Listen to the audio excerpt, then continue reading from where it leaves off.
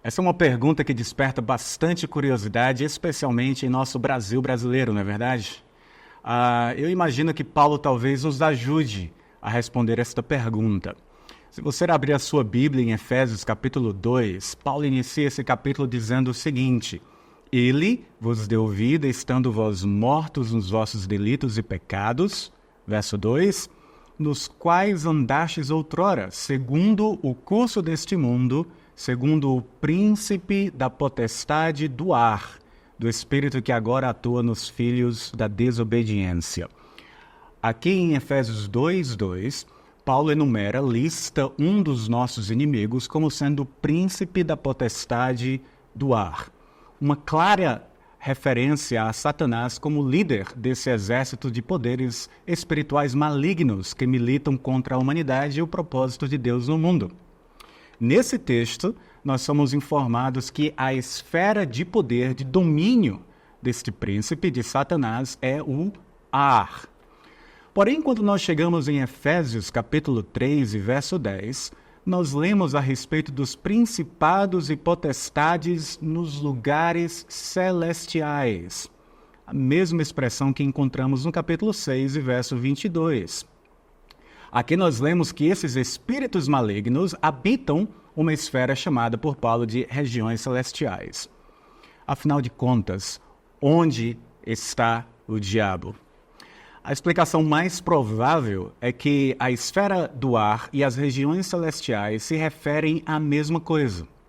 Paulo usa duas expressões para referir-se à mesma esfera da habitação dos espíritos malignos.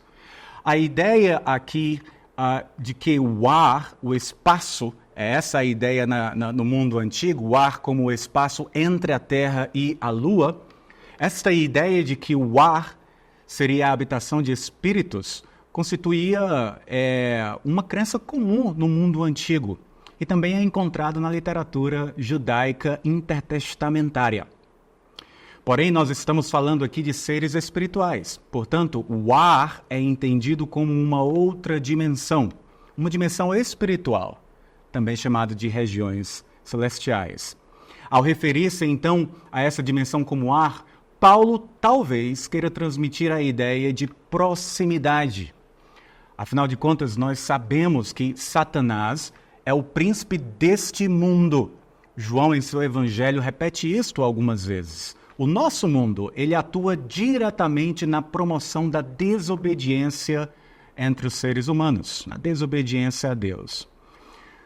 Eu gostaria, no entanto, uma vez que nós imaginamos e temos uma ideia de onde está o diabo e os seus anjos e os seus soldados, digamos assim, gostaria de fazer uma observação que considero bastante importante. É notável que nem Paulo, nem os demais autores bíblicos gastam muita tinta escrevendo sobre o mundo angélico. Por quê?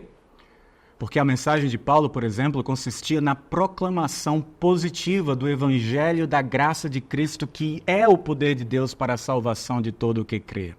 No que diz respeito ao mundo espiritual, Paulo enfatiza a exaltação e senhorio de Cristo sobre todos os inimigos de Deus e suas implicações para a vida cristã.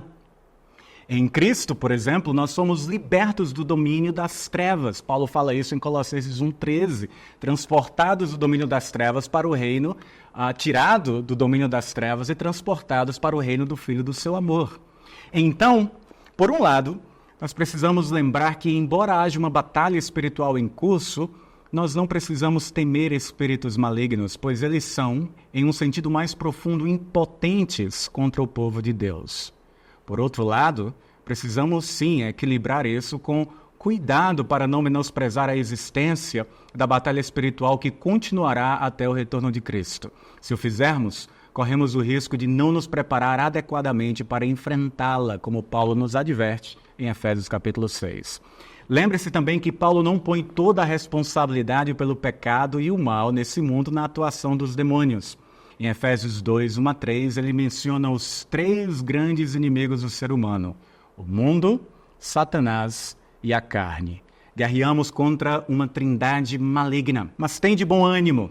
Cristo desarmou os principados e potestades e publicamente os expôs ao desprezo, triunfando deles na cruz. Colossenses 2, verso 15.